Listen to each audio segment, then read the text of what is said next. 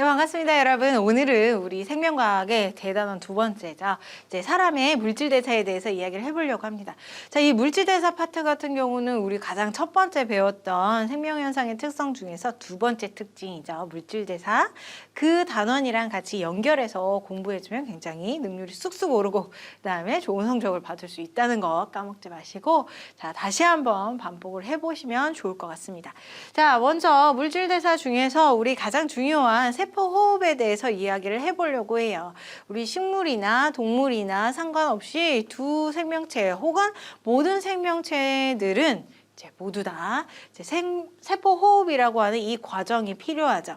이 세포호흡이 바로 무슨 과정이기에 이 사람들한테 혹은 생명체한테 모두에게 필요하냐. 자, 우리 정의부터 한번 살펴보게 되면 자, 세포가 영양소를 분해를 해요. 영양소를 분해하는 과정이기 때문에 생명체 내부에서 일어나는 화학 반응, 분해 반응, 물질 대사라고 얘기를 해줄 수가 있고요. 얘를 분해를 해서 무엇을 얻기 위한 것이냐? 이산화탄소라고 하는 결과물이 나오기는 하지만 궁극적으로는 무엇을 얻기 위한 것이냐면 에너지를 얻기 위한 것이다. 그리고 이제 생명체가 활동하기 위해서 필요한 에너지는 무슨 형태냐면 ATP라고 하는 에너지 저장 물질의 형태를 얻기 위해서 우리는 세포호흡을 한다라고 볼 수가 있습니다. 우리가 호흡이라고 한다면 숨을 내쉬고 들이쉬고 생각을 하는데 그렇게 숨을 들이쉬고 내쉬고 하는 것은 이제 우린 더 이상 호흡이라고 생각하면 안 되고요. 이제 생명과학에서는 호흡하면 혹은 세포호흡 하면은 이렇게 에너지를 얻는 과정이다라는 것 꼭 기억하시면 좋을 것 같아요. 자, 영양소를 분해하는 과정이기 때문에 물질대사 중에서 이화, 동화 중에서 당연히 이화작용이겠죠. 이화 반응이 일어나게 되고 그 다음에 에너지가 뿜뿜했어요. 바깥쪽으로 빠져나왔으니까 발열 반응이다 라고 얘기를 해줄 수가 있습니다. 자, 주로 어디에서 일어나는데 온몸 구석구석에서 일어나는데 그 온몸 구석구석 중에서 이렇게 세포호흡을 맡는 세포 소기관들이 있어요. 우리는 세포의 가장 작은 단위로 이루어져 있지만 그 안에는 또 여러 가지의 소기관들이 있죠. 그 중에서 아주 중요한 미토콘드리아라고 하는 세포 소기관에서 이루어지게 됩니다.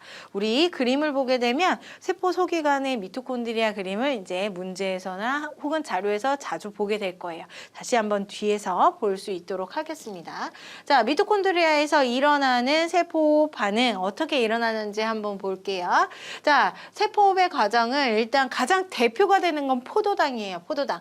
탄소 6개짜리 이런 포도당이 이제 산소랑 만나게 되는 거죠. 이렇게 산소랑 만나는 과정을 우리는 화학에서 산화 과정이다라고 얘기를 합니다. 산소랑 결합을 하는 반응. 그래서 우리 아래쪽에 보게 되면 이제 연소랑 비교를 하면서 공통점의 산화 반응이다 하는데 이렇게 산소랑 결합을 하기 때문에 산화 반응이다라고 얘기를 하는 거예요. 자, 산소랑 만나요. 포도당이 산소랑 만나요. 포도당뿐만 아니라 우리 단백질이라던가 아니면 포도당이 아닌 다른 탄수화물 아니면 지방 이런 애들 모두 다 에너지화 될 수 있는 애들이죠. 그런 에너지화 될 수 있는 애들은 모두 다 산소랑 만날 수가 있어요. 그래서 세포호흡에 참여할 수가 있는 거죠. 자, 얘네들이 산소랑 만나고 그 다음에 물이 첨가되면서 자, 여러 단계를 거치게 됩니다. 여러 단계를 거치는데 어디에서 일어나냐면 이렇게 생긴 미토콘드리아 안에서 일어나는 거죠. 여러분들 교재에 보시면 바깥쪽에 큰 막이 있고 그 다음에 안쪽에 번데기 같이 주름진 막들이 있어요. 이렇게 이중막으로 이루어진 세포 소기관이 있다는 거죠.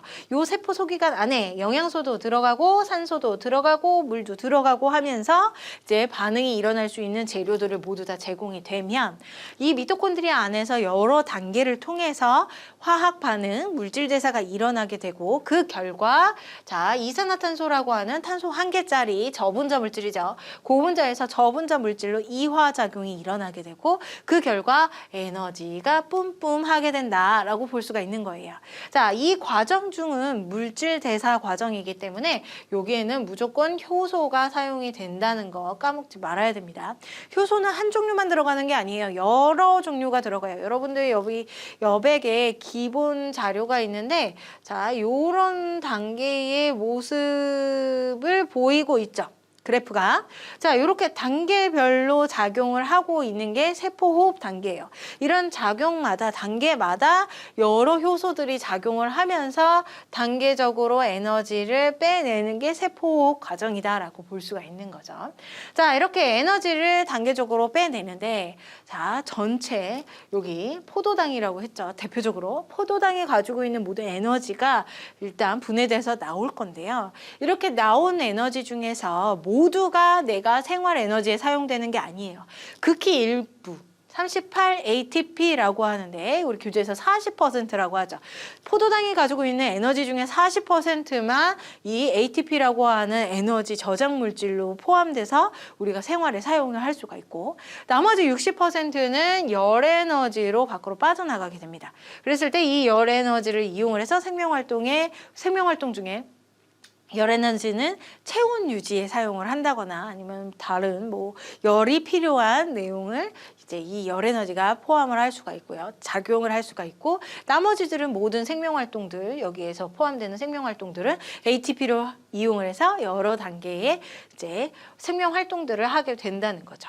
자, 이렇게 미토콘드리아 안에서 나온 에너지가 열 에너지도 있다는 것만 기억을 해주시고, ATP가 합성되는 반응은 우리 다음 시간에 더 자세히 한번 이야기를 해보려고 해요. 자, 세포호흡 과정은 이 정도까지 기억을 하고 계시면 될 것 같아요. 포도당이나 아니면 다른 유기물들, 탄단지, 얘네들이 산소랑 결합을 해서 이화작용을 했고요. 그 결과 이산화탄소뿐만 아니라 가장 중요한 ATP를 만들어내는 과정이 바로 세포호흡이다. 어디서 일어나느냐? 미토콘드리아 안에서 일어난다. 이렇게 기억을 하시면 될 것 같습니다.